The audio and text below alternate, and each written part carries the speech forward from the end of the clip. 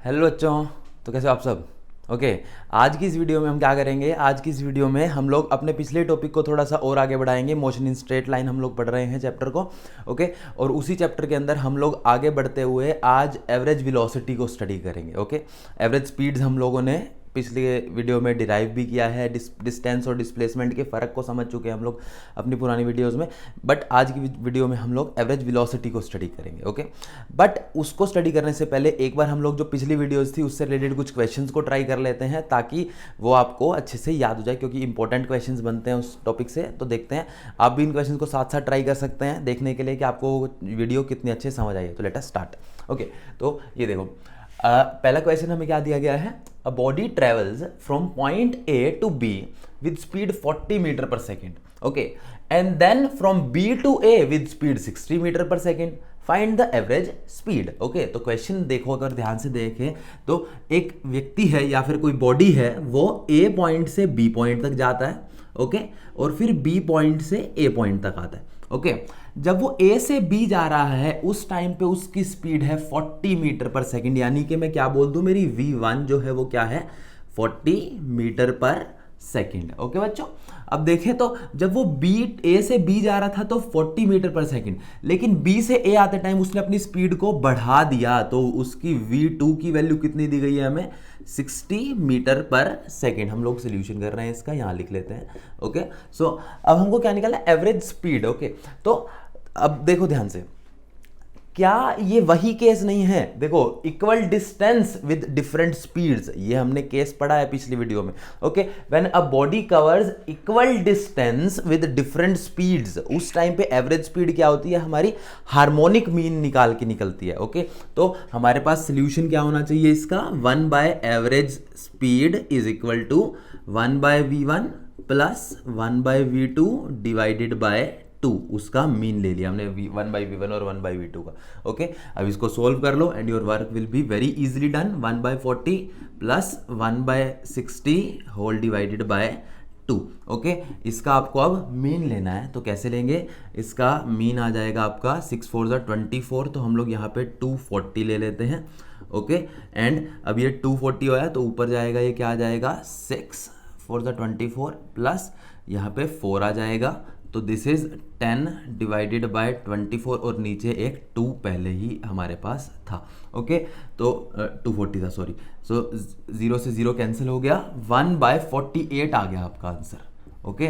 1 bye 48 किसके equal है, average speed के इक्वल है। ओके। तो average speed 1 by average speed के, तो इसका रेसिप्रोकल ले लेंगे हम लोग। Average speed is equal to 48 metre by second. Okay. तो इस तरह से हमने इस क्वेश्चन को अप्रोच करना था। आई होप ये आपको क्लियर हो गया होगा। ओके। अब देखते हैं सेकंड क्वेश्चन को जो हमने लिखा है नीचे।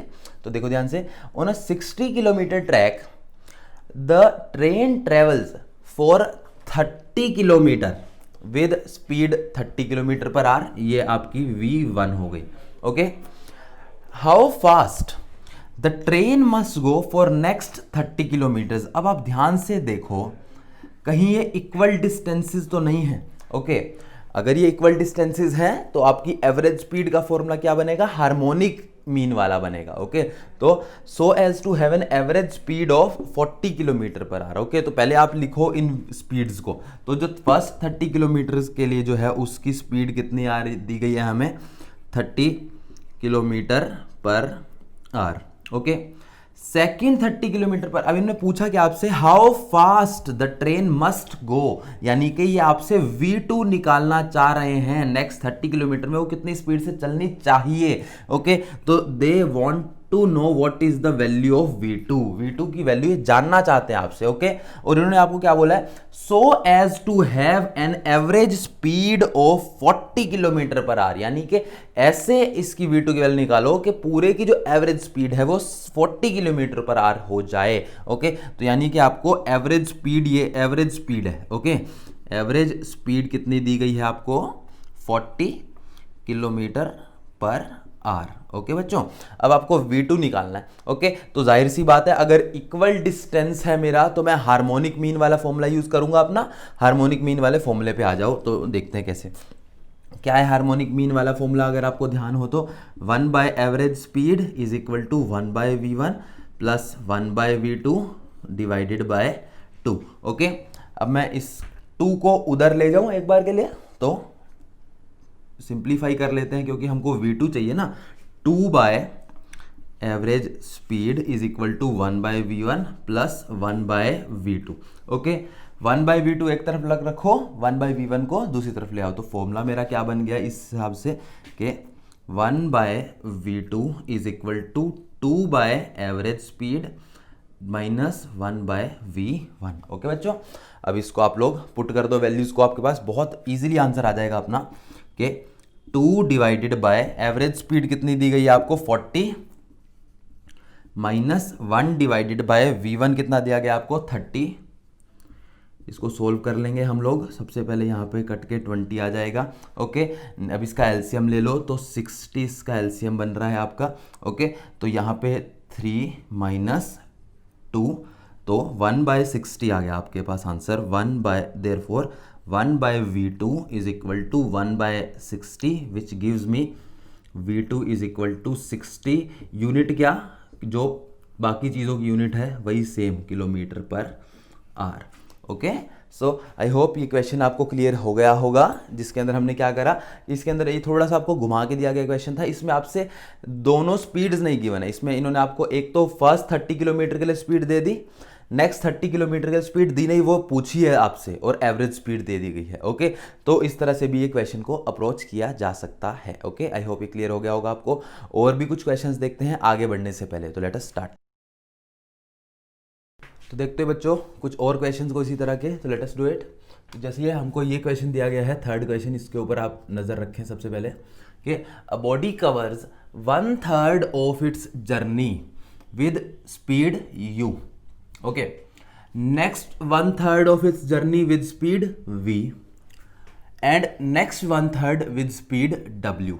Find its average speed. Okay, तो 1/3 ऑफ इट्स जर्नी का मतलब कि अगर टोटल डिस्टेंस हमें इस तरह से ये दिया गया है पॉइंट A और पॉइंट B के बीच में, तो इसका आधा 1/3 और 1/3 इसको आपने 3 इक्वल पार्ट्स में डिवाइड कर दिया। तो इतने पार्ट में इसकी स्पीड u है, अगले पार्ट में v है और अगले पार्ट में w है। ओके, आपको इसकी एवरेज स्पीड निकालनी है। ओके, तो ये फिर से वही केस बन गया जिसके अंदर हमारे पास क्या होता था कि when a body covers equal distance with different speeds. Okay, तो उसके इसमें हार्मोनिक मीन वाली आपको स्पीड लेनी है, तो कैसे लेंगे हम लोग, average speed is equal to 1 by u plus 1 by v plus 1 by डब्ल्यू डिवाइडेड बाय 3। आपने इनका मीन लिया है तो इसलिए 3 वेलोसिटीज होंगी तो 3, 4 होती तो 4 ले लेते। ओके, अब इसका आप लोग सोल्यूशन निकालें, इसको सोल्व करें। तो कैसे करेंगे इसको सोल्व, तो सबसे पहले ऊपर वाले का एलसीएम ले लो, u v w, u है नीचे तो v w प्लस v है नीचे तो u into W plus w नीचे है तो u into v divided by 3।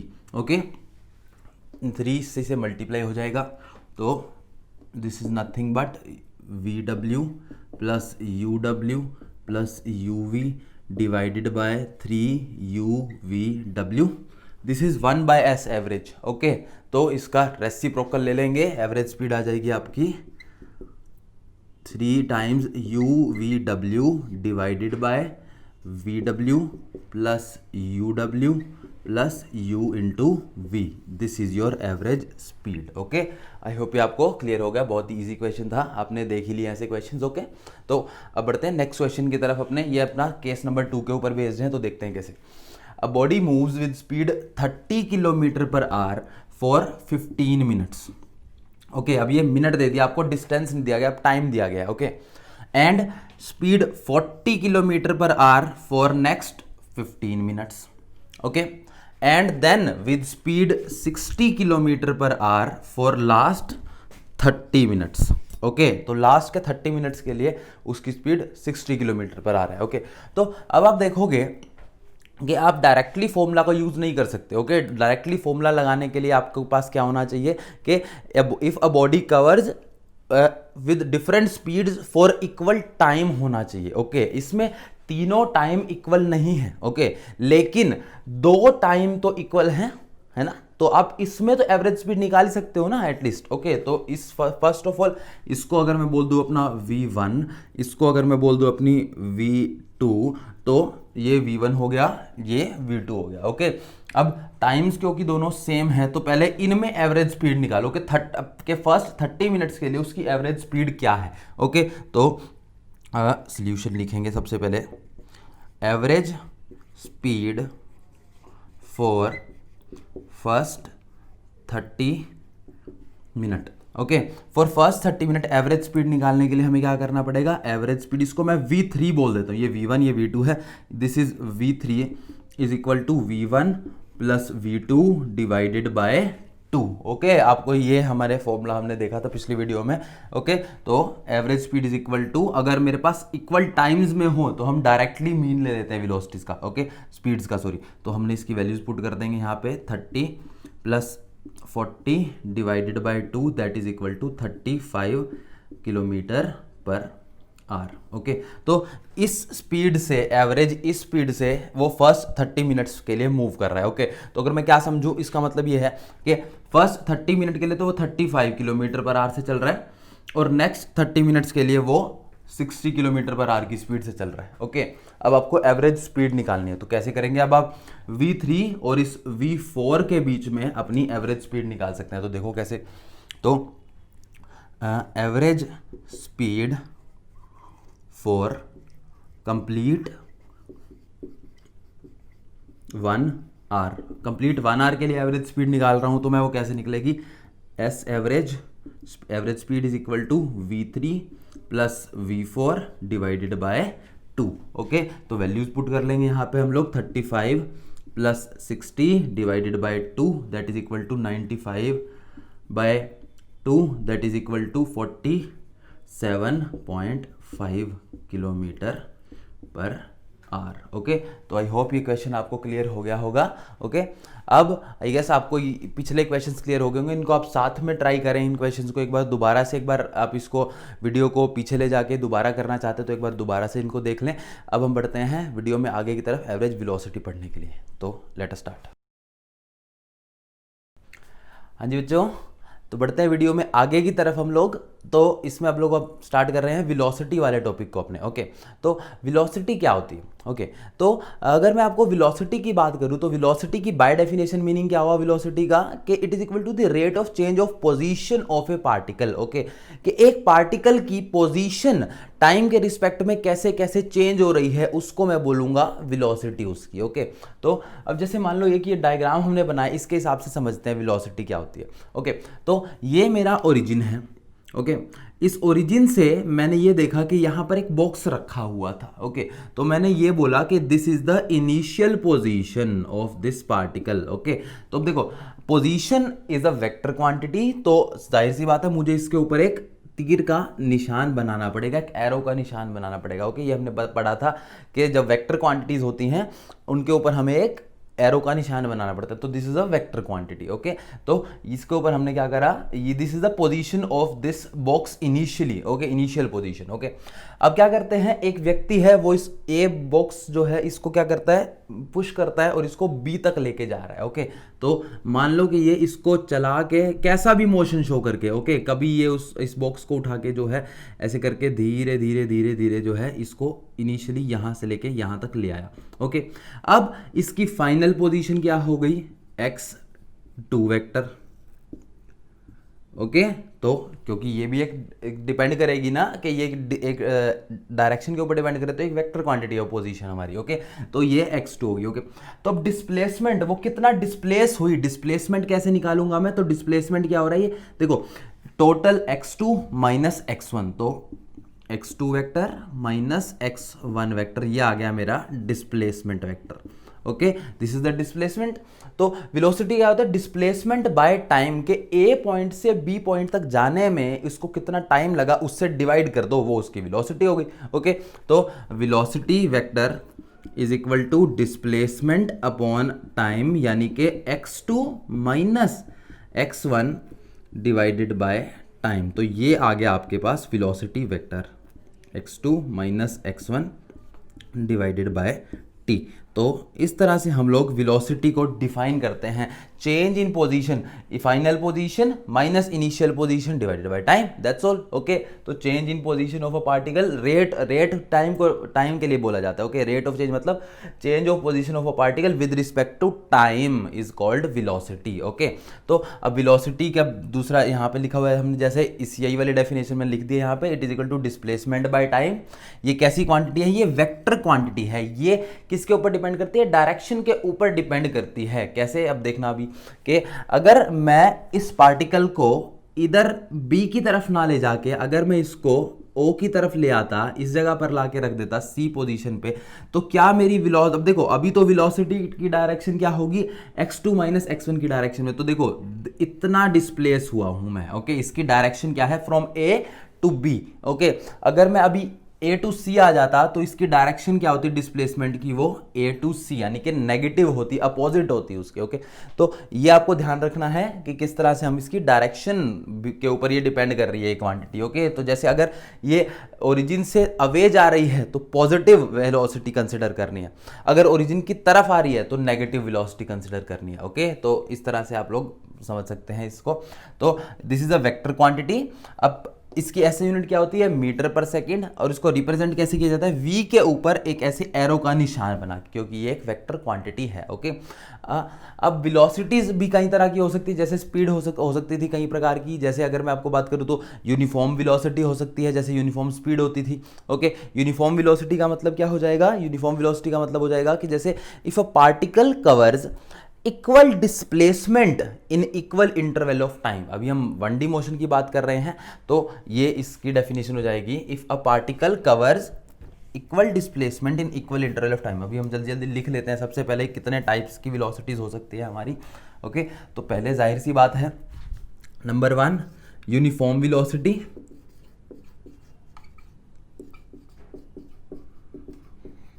Number 2 variable velocity,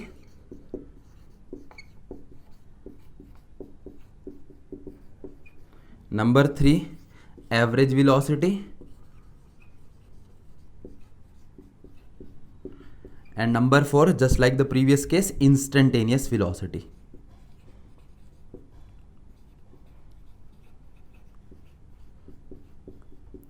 इनकी डेफिनेशन भी वही पिछले केसेस की तरह रहेंगी हमारी। यूनिफॉर्म वेलोसिटी का मतलब क्या है? यूनिफॉर्म वेलोसिटी से मेरा पार्टिकल कब चलता हुआ माना जाएगा? कि जब वो इक्वल इंटरवल ऑफ टाइम में इक्वली डिस्प्लेस हो। हाँ जी बच्चों, तो यूनिफॉर्म वेलोसिटी को अब समझते हैं क्या होता है यूनिफॉर्म वेलोसिटी को हम लोग।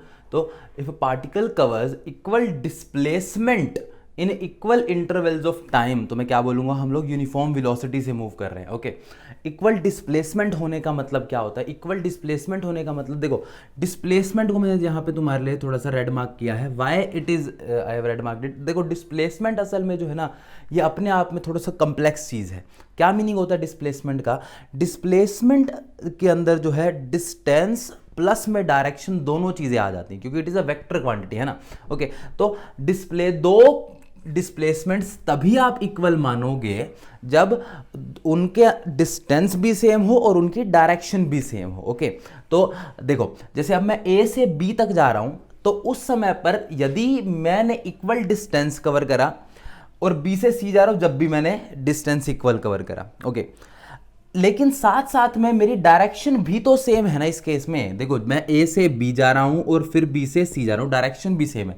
अब मैं कंसीडर कर सकता हूं कि ये मेरी डिस्प्लेसमेंट्स इक्वल हैं। ओके, अदरवाइज डिस्प्लेसमेंट्स इक्वल नहीं मानी जाएंगी। अगर मैं ऐसे कर देता कि ये मानो कि मैं सबसे पहले ये, फिर से हम वैसे ही केस लेते हैं, ये ओरिजिन है, ये पॉइंट ए है, ये पॉइंट बी है, ये पॉइंट सी है। ओके, अब मैं पहले ए से बी की तरफ जाऊंगा, फिर अगर मैं बी से ए की तरफ आ रहा हूं तो क्या मैं अपनी डिस्प्लेसमेंट को इक्वल मान सकता हूं? जी नहीं, उस केस में displacement will not be the same. कैसे? देखो कैसे कि अभी जब मैं इधर जा रहा हूं, इस केस में डिस्टेंस तो चलो दोनों में सेम है, एक्स ही डिस्टेंस इधर है, एक्स ही डिस्टेंस इधर है, लेकिन क्योंकि डायरेक्शन अलग हो गई तो डिस्प्लेसमेंट, क्योंकि एक वेक्टर क्वांटिटी है, तो therefore this displacements are not equal. तो दोनों चीजें इक्वल होनी चाहिए डिस्प्लेसमेंट को इक्वल करने के लिए, डिस्टेंस भी और उसकी डायरेक्शन भी। तो ये डिस्प्लेसमेंट्स इक्वल हो सकती हैं। ओके, तो मैंने यहाँ पे डिस्प्लेसमेंट्स को इक्वल आपको समझा दिया कैसे करा। अगर ये इक्वल डिस्प्लेसमेंट्स मैं इक्वल टाइम में कवर कर रहा हूं तो मेरी वेलोसिटी कैसी मानूंगा मैं, वो यूनिफॉर्म वेलोसिटी मानूंगा अपनी। ओके, तो देखो कैसे, मैंने पास मान लो कि ए पॉइंट के ऊपर एक कार रखी है। ये कार जो है क्या करती है, हमारी मूव करती है और बी तक पहुंच जाती है। ये इसके व्हील्स बना दिए हमने और कुछ इस तरह से ये हमारी ये कार बी तक पहुंच गई। ओके, यहाँ तक पहुंचने में इसको मान लेते हैं हम लोग t सेकेंड्स लगे। फिर ये b से c तक जाती है, ये इसी तरह से हम लोग बना लेते हैं। फिर से यहाँ पे ये हमारी कार आ चुकी है एंड ये रही। ओके, तो ये this is my car at this c position. तो a से b तक जाने में अगर उसको इक्वल टाइम लग रहा है और b से c तक जाने में भी इक्वल ही टाइम लग रहा है, डिस्प्लेसमेंट्स भी सेम हो गई, टाइम भी सेम हो गया, तो अब मैं कंसीडर कर सकता हूं मेरी वेलोसिटी कैसी है, यूनिफॉर्म है। ध्यान किस बात का रखना है, ज़्यादातर बच्चे गलती कहाँ करते हैं इस चीज़ में कि वो लोग डिस्टेंस तो सेम कर लेते हैं कंसीडर, लेकिन वो लोग कभी कभी इस केस में डायरेक्शन को कंसीडर नहीं करते, तो वो गलत हो जाएगा। अगर आप यूनिफॉर्म वेलोसिटी को चेक करना चाहते हैं चीज़ के, तो आप डिस्टेंस को तो देखे ही देखे। अगर वो चीज़ equal distance in equal time cover कर रहा है तो वो यूनिफॉर्म स्पीड है। ओके, ये डेफिनेशन यूनिफॉर्म स्पीड की थी कि if I am covering equal distance in equal interval of time तो मेरी यूनिफॉर्म स्पीड है। तो अगर मैं इस केस की बात करूं तो ये यूनिफॉर्म स्पीड तो है, लेकिन ये यूनिफॉर्म वेलोसिटी नहीं है, क्योंकि इनमें डायरेक्शन अलग अलग हो गई। ओके बच्चों, तो देयरफॉर डायरेक्शन को भी आपको कंसिडर करना है to have a uniform velocity. Okay, so ये था मेरा यूनिफॉर्म वेलोसिटी का। दूसरा केस जो होता है हमारा नॉन यूनिफॉर्म वेलोसिटी, जिसको हम लोग वेरिएबल वेलोसिटी भी बोल देते हैं। तो देखते हैं व्हाट इज वेरिएबल वेलोसिटी। तो चलो बच्चों, अब हम वेरिएबल वेलोसिटी को समझते हैं क्या होती है। अब देखो, जैसा पिछला केस था उसमें equal displacement in equal interval of time होता था, ये उसका अपोजिट हो गया। If a particle covers unequal displacements in equal interval of time. तो देखते हैं पहले केस के अंदर कैसे इस चीज़ को समझा जाता है। तो मान लो कि ए पॉइंट के ऊपर जो है हमने अपने एक बॉक्स को रखा और मैं इसको पुश करके सबसे पहले बी पॉइंट तक लेके गया। ओके, तो जब इसमें डिस्प्लेसमेंट कितना हुआ मेरा, x1 का, डायरेक्शन a टू b है, डिस्टेंस कितना कवर करा, x1, direction is from a to b, तो इसकी वेलोसिटी अगर मैं कंसिडर करना चाहूँ तो वो x1 डिवाइडेड बाय t आएगी। ओके, अब आते हैं सेकंड केस पे। अब मुझे ध्यान आया बी पॉइंट पे पहुंचने के बाद कि I have to reach early at point C, मुझे थोड़ा जल्दी पहुंचना है। तो मैं क्या करता हूँ, सी पॉइंट तक जल्दी थोड़ा सा पहुंचने के लिए मैंने सेम टाइम के अंदर ज़्यादा डिस्टेंस को कवर करा, स्पीड बढ़ा दी अपनी। तो इस केस में मेरी वेलोसिटी क्या आएगी, x2 डिवाइडेड बाय t, क्योंकि डायरेक्शन देखो, अब डायरेक्शन सेम है। अब देखने की बात क्या है, हालांकि डायरेक्शंस तो चलो सेम है, लेकिन डिस्टेंसेस अलग अलग कवर कर रहा हूं मैं। तो देयरफॉर मेरे डिस्टेंस अलग हो गया तो डिस्प्लेसमेंट का एक पार्ट अलग हो गया, तो पूरी की पूरी डिस्प्लेसमेंट अलग मानी जाएगी। तो therefore I am covering unequal displacement in equal interval of time. तो मेरी कैसी वेलोसिटी हो गई, वेरिएबल वेलोसिटी हो गई। तो ये था पहला केस जिसके अंदर मेरी डायरेक्शन तो सेम है लेकिन डिस्टेंस अलग अलग आ रहे हैं। ओके, अब दूसरे केस को देखते हैं जिसके अंदर जो है डिस्टेंस तो सेम रहेगा लेकिन डायरेक्शन अलग अलग हो सकती है। तो वही वाले केस की तरफ बढ़ते हैं हम लोग। तो जैसे ये हमारा ओरिजिन है, इससे हम लोग बढ़े आगे की तरफ, ये ओ है, इस पॉइंट को मैंने ए बोल दिया, इस पॉइंट को बी बोल दिया, इस पॉइंट को बोल दिया सी। अब मैंने यहाँ पर एक बॉक्स को रखा, फिर जो है मैं इसको जो है डिस्प्लेस करते हुए बी पॉइंट तक लेकर गया। बी पॉइंट तक पहुँचने में मुझे टाइम लगा टी, और डिस्टेंस इनके बीच में x1 दिया गया है। डायरेक्शन ये हुई मेरे मोशन की। अब कंसिडर करो कि मुझे जो है ना बी पॉइंट तक पहुंचने के बाद, मुझे जाना तो सी था लेकिन बी पॉइंट पर पहुंचने के बाद मुझे याद आया कि यार कुछ सामान रह गया है मेरा, तो I should go back two point A. तो मैं बैक जा रहा हूँ पॉइंट ए की तरफ, तो मैं इस डायरेक्शन में आया। अब मेरी डायरेक्शन देखो चेंज हो गई। ओके, तो अब क्या है, डिस्टेंस तो चलो सेम है लेकिन डायरेक्शन अलग हो गई। डायरेक्शन अलग हो गई तो therefore I am covering unequal displacement. Distance same है लेकिन डिस्प्लेसमेंट अलग है, क्योंकि डिस्प्लेसमेंट के दो कंपोनेंट होते हैं, एक तो डिस्टेंस और दूसरी डायरेक्शन। इसमें डायरेक्शन अलग हो गई तो योर वेलोसिटीज आर डिफरेंट। तो अगर फर्स्ट पार्ट की बात करूँ v1, तो डायरेक्शन क्योंकि सेम है तो प्लस का x1 डिवाइडेड बाय t। लेकिन जब मैं B टू A आ रहा हूं तो क्योंकि डायरेक्शन अलग अलग होगी तो माइनस का x1 divided by t consider करूंगा मैं अपने आप को। My velocities are again different, negative value आ रही है उसकी, तो this is a kind of case number 2 जिसमें डायरेक्शन को चेंज करके भी हम अपनी वेलोसिटीज को चेंज कर सकते हैं। तो दिस इज केस नंबर 2। अब आते हैं केस नंबर 3 पे, जब हम दोनों चीज़ों को चेंज कर रहे हैं। ओके, तो देखो कैसे कि ये मेरे पास मान लो ओरिजिन है मेरा, ये पॉइंट A है, ये पॉइंट B है, ये पॉइंट C है और ये पॉइंट बोल दिया मैंने D। ओरिजिन से मैं क्या करा, सबसे पहले यहाँ पर एक बॉक्स रखा था, इस बॉक्स को मैं B पॉइंट तक लेके गया टाइम T में। फिर मुझे ध्यान आया कि नहीं, मुझे जो है कुछ सामान रह गया, लेकिन वो A पे नहीं रखा, वो D पॉइंट पे रखा है, मुझे वहाँ से उस सामान को ग्रैब करना है। तो हम क्या करेंगे, B पॉइंट से जो है D की तरफ जाएंगे अब की बार। तो यहाँ पर अब मैं आ गया हेयर। अब देखो क्या हुआ, सबसे पहली बात तो मेरा डिस्प्लेसमेंट इस केस में था x1, डिस्टेंस x1 कवर करा था, डायरेक्शन ये मेरी A टू B थी।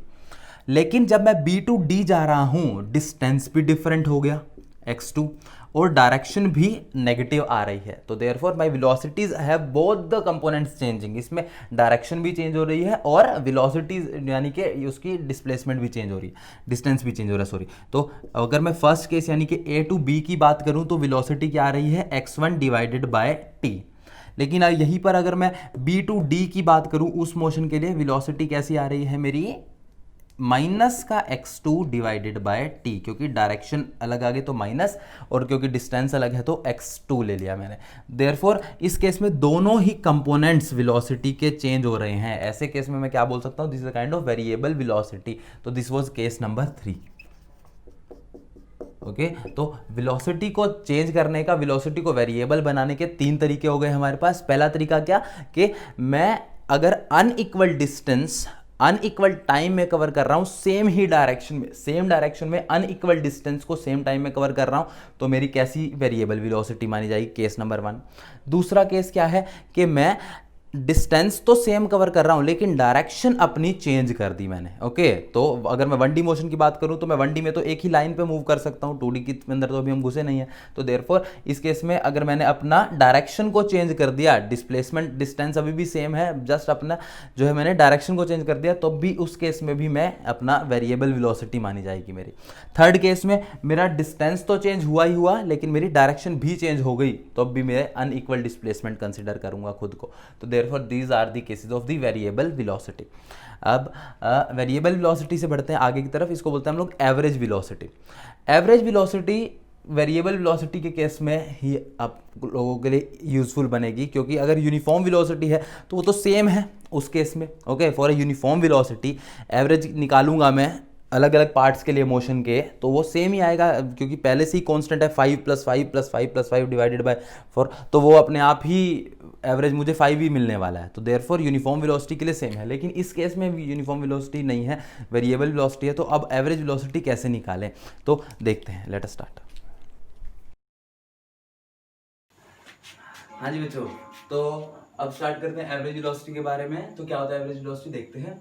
तो it is the ratio of total displacement to the total time taken, इसको हम लोग एवरेज वेलोसिटी बोलते हैं। तो देखो कैसे, पिछले केस की तरह ही हम लोग कंसिडर कर रहे हैं। ये हमारे पास ओरिजिन हो गया हमारा, ये पॉइंट ए है, ये पॉइंट बी है। ओके, अब मान लो कि मैंने क्या करा, ए पॉइंट से पहले बी पॉइंट की तरफ गया, फिर बी पॉइंट से किसी पॉइंट सी की तरफ आया, फिर सी से एंड में जो है डी तक गया, एंड देन डी से बैक आ गया मैं पॉइंट ई तक। ओके, अब इस पूरे प्रोसेस के बाद मेरा टोटल डिस्प्लेसमेंट यानी कि initial position minus final position minus initial position क्या है। ओके, तो मेरा this is my initial position, this is my final position, तो इनके बीच में डिस्प्लेसमेंट जो है जो भी हो, ओके, अभी के लिए मैं उसको x बोल देता हूं, तो that will be my total displacement. Okay, और इस पूरे चक्कर लगाने में इसको जितना भी टाइम लगा, that is my total time taken. तो